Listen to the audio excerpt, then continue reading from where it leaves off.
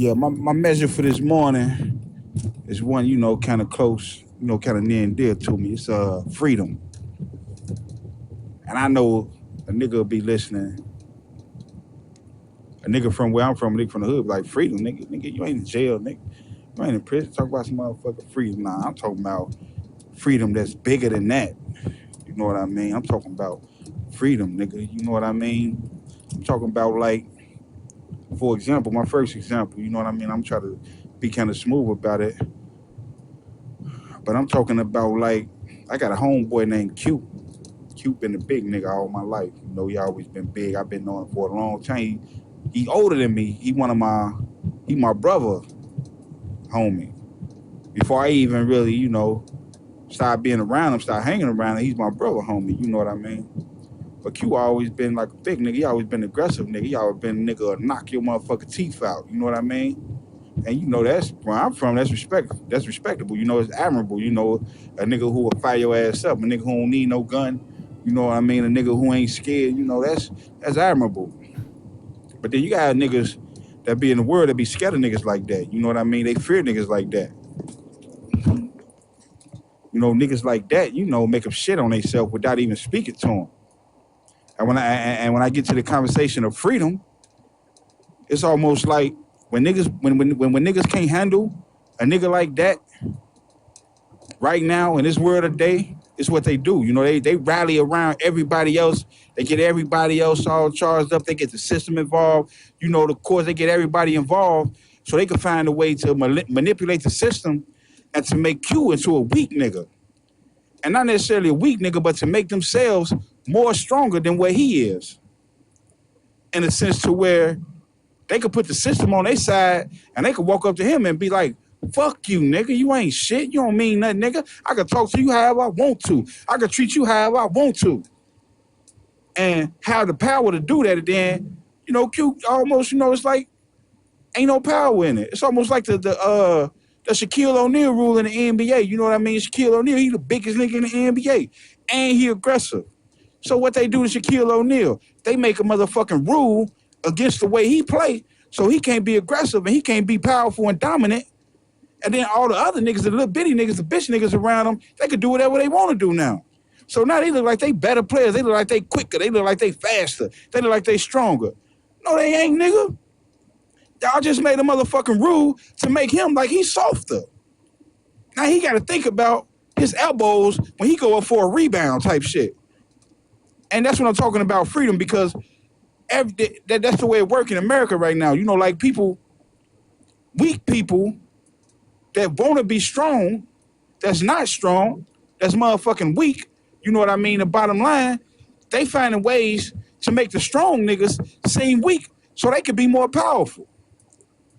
What kind of sense do that make? Let me try to explain it the best way I can. It used to be a time back in the days where I guess they used to gay bash or whatever. You know what I mean? Niggas used to jump on the homosexuals and shit. But that, I guess that's some dumbass shit. Who want to do that? But then the homosexuals, they just go cry about it and they go run to their corner. They don't do shit about it. They just scared. I'm in the closet, I'm gay. Now, just because you're gay don't mean you got to be a bitch. Just because you gay don't mean you got to let a nigga punch you, nigga, or treat you any kind of way a motherfucker want to treat you. Now, I'm from 49th Calumet. I'm not gay. But if I go somewhere and niggas want to fuck with me, jump me, or try to put their hands on me because I'm from 49th Calumet, let me explain to you what I do.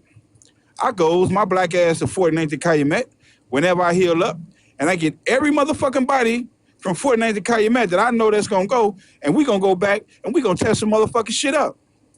This shit don't got nothing to do with being gay or straight. Bitch, you ain't just going to be putting your motherfucking hands on me. I don't give a fuck who you are. That's a law, but no, they don't do that. They hide in the closet, and they hide in the closet. They scared to be who they are. They don't want to stand up for their motherfucking self. Then Somebody find the nerves. Somebody find the balls. They come out the closet. They get on TV. They talk about it. They start doing the shit. Famous people. Now all of a sudden, it's a whole motherfucking epidemic of gay people that's coming out, and they strong, and they gonna fight, and they gonna yell, and they gonna march, and they gonna do all this shit, and then they gonna get some power by the law. The law gonna say don't fuck with them. You say something to them, you discriminating, cause they gay. Or some shit like that. You discriminating when you fuck with them. And then guess what they do? They start fucking with you. Now they got the law on their side. Now they, it's okay. Now if you punch a gay nigga, then you discriminating, you gay, you committed a felony. But a gay nigga punch a straight nigga, he ain't just did shit. Fuck you, nigga.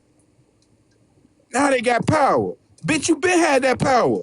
You had that power when you got the freedom to be a motherfucking man. When you turn whatever age you turn and you was a man, nigga, you was a motherfucking man. Or a female. It don't matter what the fuck your sexuality is, nigga. But nigga, don't try to take your motherfucking sexuality, nigga, and make it a weapon against me, and then try to make my sexuality a motherfucking problem. Because nigga, you ain't discriminating me. A motherfucker ain't discriminating against me when a gay nigga try to punch me up because I'm straight at the wrong side of the motherfucking town. You know what I mean? What's crazy is a nigga ain't even discriminating if you a gang on the wrong side of the town. You in the wrong gang, you know what I mean? You a blood and you in the Crip neighborhood and Crips fuck you up. They ain't just did no discriminating. That's just gang violence. Bitch, that's discriminating. In my opinion, and I'm just saying, but to further get to my point, it was a time back in the motherfucking NBA. Allen Iverson came. Allen Iverson was a beast. He had a dope-ass motherfucking crossover, and he had a dope-ass personality. Every nigga that watch NBA like Allen Iverson. I don't give a fuck what team you watch, what team you was rooting for. You like Allen Iverson.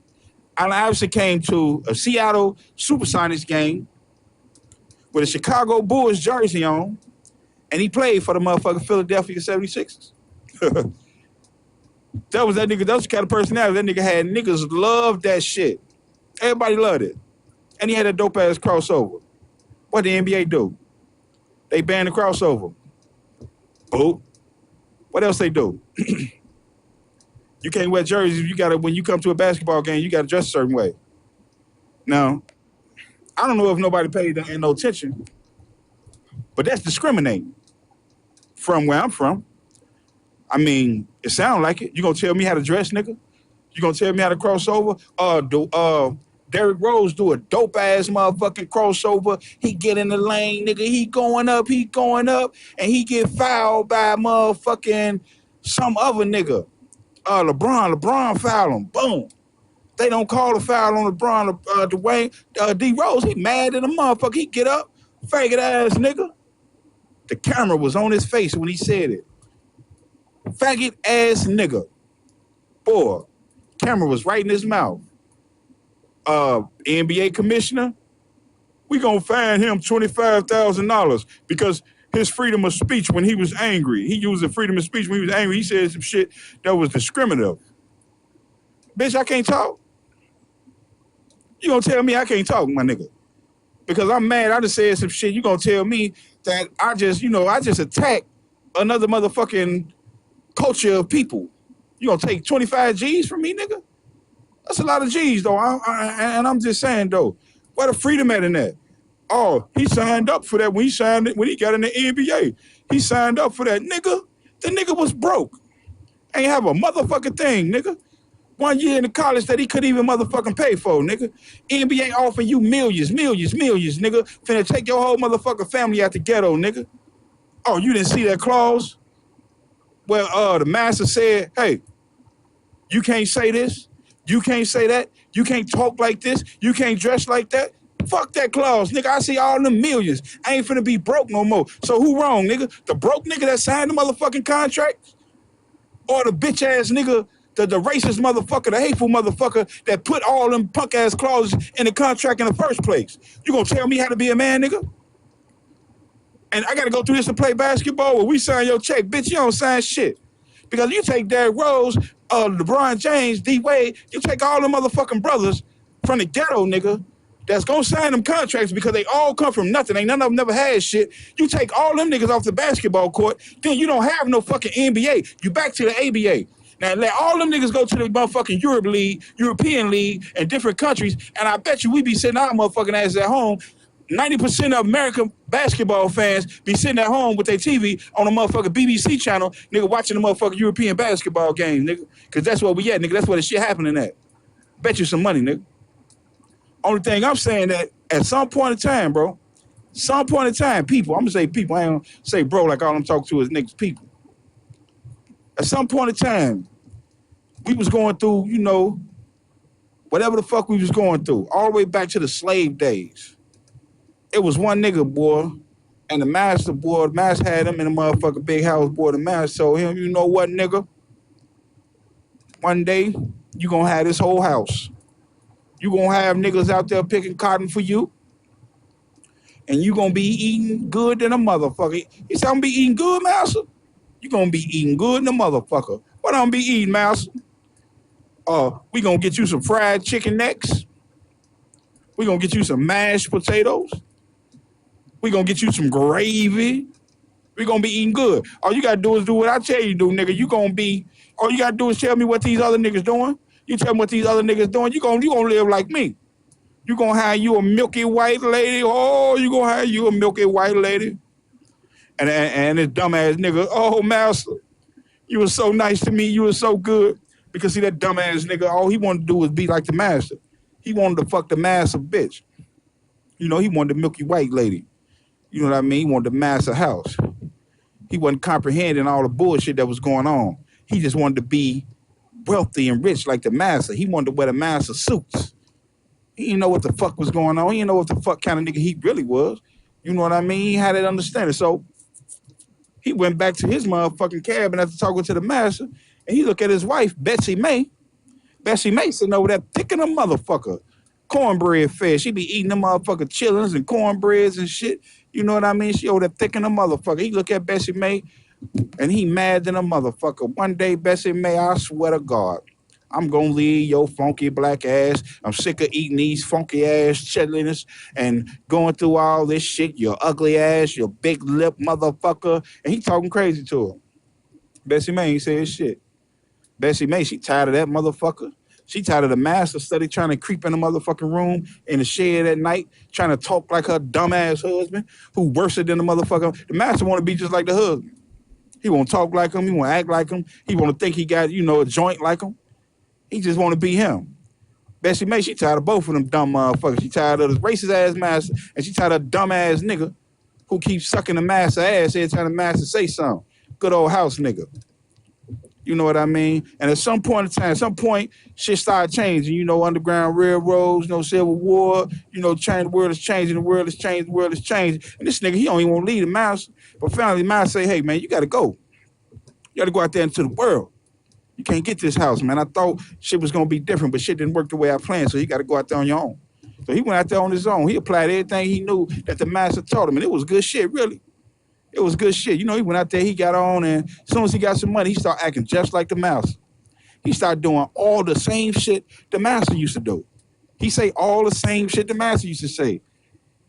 He want to fuck the white chick that looked just like the master wife. He went and found him white chick looked just like the master wife. He in motherfucking New York, some motherfucking way, he found a house, and he done rebuilt the house to make it look just like the master house. All his suits and shit look just like the master. He got this dumbass beard with the points on the motherfucking tip. He looked just like the master. That's who he is. Like that's his whole motherfucking orientation is like the master. And all I'm saying is all the shit that we go through and all the shit that we've been through in this world is always some motherfucking body that's fighting against us. You know what I mean? They fighting against what's real just so they could try to be all the shit that they say that they hate. All the shit that they claim they hate that you do, all the ways that they claim they hate that you feel, nigga, they just want to be that. So they go harder and harder and harder every day to take away that freedom from us having it so they could be it because they don't got the nerves to be it. Fuck. How many times you gonna hear about some young kid that, you know, killed his or herself over some internet bullying type shit? And we all attack everybody else. Ain't nobody saying nothing to the kid parents who just killed yourself. Like, where the fuck is, where your parenting at? Where the motherfucking mom and the dad at who done raised this soft-ass motherfucking kids to make them think, yo, I don't want to live because people fucking with me. No. Where was Rose at? Don't nobody know Rose. That's my mama. Them the mamas that them other kids need to have. They need roses in their life. They need the mama to say, nigga, you might as well go and get out them clothes. Right then, you already knew, what she meant when you said you might as well get out them clothes. I mean, you had an ass whooping coming. And she made you prepare for the ass whooping. Yeah, that's what Rose did. She made you prepare for the ass whooping. So that means you take off all your clothes, you be sitting in the room, and me and my brother Sean, we always get in trouble together. So we be sitting in the room next to each other in our drawers, crying and shit like two little bitches. Because we know she finna come in, and we don't know when she finna come in. So we done already been crying before she came in and started whooping. Now we crying harder. And she might say some punk, she might call a nigga out his name every now and then, bitch ass nigga, fuck you, nigga. But she made niggas tough because, nigga, she got a nigga ass. When you violated, nigga, she got right in your ass, nigga. When you didn't violate and she just felt like you was doing some punk ass shit, nigga, your punk ass. Shit like that. And my little cousin, we going through a little situation, we playing around, we playing kung fu shit. I kicked little nigga in his chin, boom. He go tell mom. He go tell Ro, come out, where the fuck you kick a nigga in his motherfucking chin for? And I'm looking stupid in the motherfucker. On my shoulders type shit. She fired my ass up, 3 good ones, right in the chest. Boom, boom, boom. Bitch ass nigga, fuck wrong with you? I'm gone. So, I guess I don't want to be hurtful towards nobody who lost their child under that, dumbass shit as far as, taking their own life, because I know that's hurtful I guess it's hurtful for me to say that, but the only point I'm trying to make is, what was the parents said, like my mom and like some of the other niggas' parents where I come from who raised their kids to be tough. Niggas sitting around and they putting all this sugar on their motherfucking kids' mind. They want to be everything is so cute and everything is so nice, and they don't never want to whoop their kid. They don't never want to talk loud to their kid. They don't never want to get aggressive with their kid. They want to keep talking all the time.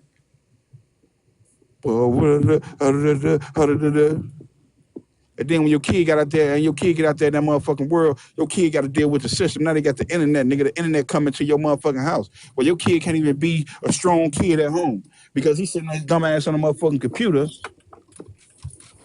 looking at everybody talk shit about him. And then he don't got the nerves to cut the fucking computer off. Where the fuck is the mom and the daddy at? Okay, the daddy gone. A lot of daddies be leaving now. Shit crazy. When it's time to go now. So niggas get up out of there. Only thing I'm saying is, right now, where the fuck are they at? When their kid is sitting there and the motherfucker on the motherfucking computer talk, oh, faggot boy. He 12 years old. He ain't no homosexual. He don't know he homosexual. He do homosexual shit. But then you got these other 12-year-olds that know way too motherfucking much. And they study all on the computer talking about faggot boy. And this motherfucker, he's sitting here and he study listening to this shit. He done got motherfucking 30 motherfucking comments on his Facebook page. Mind you, he only 12. He shouldn't have a fucking Facebook anyway. But he got his Facebook page, 12 years old. He got like 50 comments, and everybody talking about faggot boy. He hurt. His feelings hurt. He don't tell his mom. He don't say shit to his mom. He crying. He go in the room and he kill himself. Now, that's fucked up. It's fucked up for that child to do. It's fucked up for a child to have, to put himself in that situation. But it's even more fucked up to have a mom or to have a dad that sit around and allow their child to not be able to have no heart, to not be able to be strong enough to deal with the circumstance that's in front of them. That's why a kid need an ass whoop. And that same kid probably early in that day, he probably was cussing his motherfucking mom out about some shit. Mama, I'm sick of this shit. I'm tired. You always tell me to do this. You ever seen a motherfucking kid that goes over their friend's house to stay all night, then wake up and the mama say, I need you to wash my dishes, baby. And the kid gets up and wash the dishes at the other person's house. But when that kid is at home, they wake up and the mama or the grandma wake up and say, I need you to wash the kitchen. It ain't my turn. I don't know. What the fuck? What the fuck? And what the fuck? And see, and that's the whole thing. When I talk about the freedoms, when I talk about life, and when I talk about, the way we come up in an upbringing and how everybody always rallying against something, but once they achieve the goal of what they rallying against, then they become it. And niggas like me is getting kicked in the head all day. It's like right now you got the Drake and Meek Mill beef. You got everybody want to say, yo, Drake won. You know what I mean? But I'm a street nigga. I come from where Meek Mill come from. So the shit that Meek Mill say, I actually feel it. But nowadays, it's like the soft nigga, which is Drake. We put the soft nigga in control. We get a soft nigga all the strength.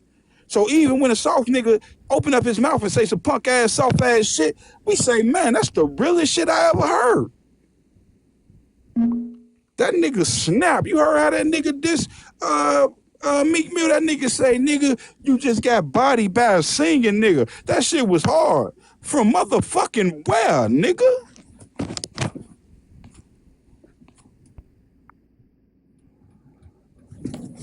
Yeah, my measure for this morning is one, kind of close, kind of near and dear to me. It's freedom.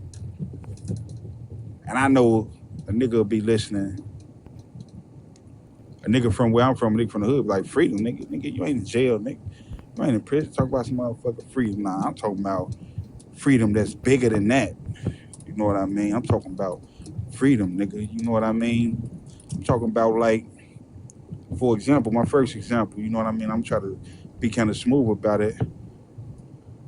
But I'm talking about, like, I got a homeboy named Q. Q been a big nigga all my life. You know, he always been big. I've been knowing him for a long time. He older than me. He my brother.